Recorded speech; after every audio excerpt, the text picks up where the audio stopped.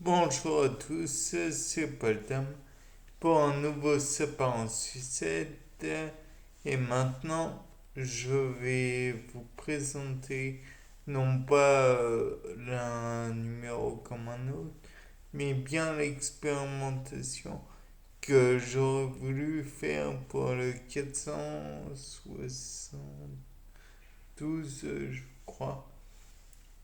Savoir le muscle soumis à un intense déchargement de gamma-aminobutyrique, d'acide gamma-aminobutyrique à cause d'un virus. Donc tout d'abord, je tiens à savoir si il est possible par comment dire, par un relâchement complet et continuel ou un bombardement plutôt continuel d'acide dont on vient de parler. Oui, je n'aime pas prononcer son nom, il est long, complexe. Enfin bref, je ne l'aime pas. Donc, si on en met sur un muscle, est-ce que celui-ci va rétrécir ou non? Et s'il rétrécit, est-ce que ce sera pire que si le muscle est continuellement, comment dire, continuellement inactif? Donc pour cela, j'envisage la possibilité suivante qu'on puisse mettre un genre de pompe à comment on dit à GABA. C'est bizarrement dit, je sais, mais en gros qu'on injecte à intervalles bah, quasi constant du GABA. Et je me dis que même si je suis bizarre de faire ça, on pourrait le faire à un animal cobaye, pauvre animal encore une fois, et donc le faire et le comparer à un animal qui est au repos continu. Il a la vie beaucoup plus simple que l'animal qui est soumis à l'opération pour lui faire mettre une pompe ou on pourrait aussi lui injecter de façon régulière du GABA. Mais le problème c'est que c'est pas vraiment plaisant à mon avis de se faire piquer de façon régulière pour être testé, enfin bref. Ce que l'on pourrait faire ensuite, peut-être, après avoir relevé naturellement les, comment dire, les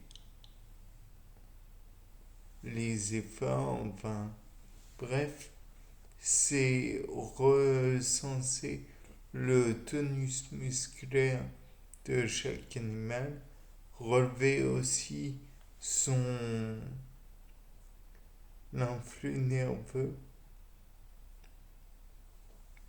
On pourrait envisager que donc pour repartir sur l'idée du virus, que le virus puisse commander à distance certaines choses, cela par une hormone par exemple, Et donc, il faudrait trouver une hormone qui puisse faire avoir un effet nerveux sur le muscle. Ce qui est assez compliqué. Mieux vaudrait une hormone directement qui irait sur un muscle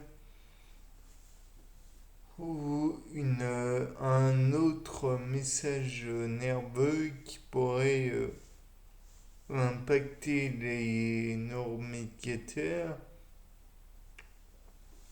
Donc peut-être pourrait-il y avoir un virus, peut-être une bactérie, peut-être quelque chose en tout cas, qui viendrait sur la fibre nerveuse après avoir passé la myéline, peut-être mise à nu à certains endroits, comme par exemple au nœud de Rambouillet, et qui pourrait faire tout à fait son effet et imposer par exemple le message d'inhibition du mouvement.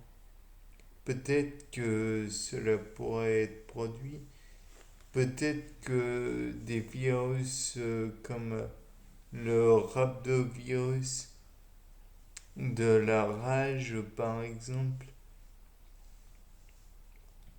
pourraient faire l'effet escompté. Peut-être que le virus de Clostridium botulinum pourrait faire cet effet aussi, puisque, comme vous le savez, il relâche totalement le muscle via la toxine botuliниque. Et peut-être est-ce que par voie de conséquence, euh, il pourrait le faire par voie nerveuse ou peut-être un parent à lui, toujours du genre Clostridium, qui pourrait faire par voie nerveuse, qui pourrait envoyer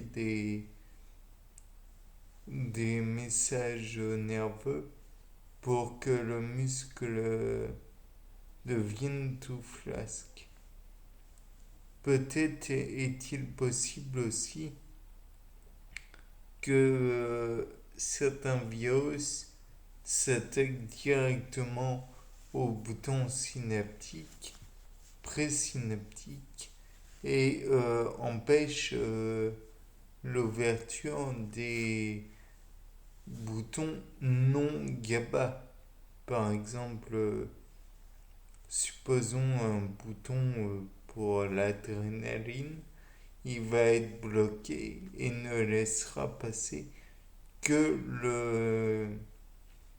le message nerveux pour le GABA. Bien que peut-être que celui-ci ne sera pas sollicité. Et il est possible aussi que le virus convertisse ce neuromédiateur directement, non pas le laisser tel quel, mais directement en GABA. C'est-à-dire que par exemple, nous avons, je sais pas, un neuromédiateur autre que le GABA, celui-ci sera converti en GABA de toute façon, pouvant par la suite activer le port post-synaptique du GABA. Bien, c'était pas le dame pour ce nouveau sapin en sucette. Au revoir.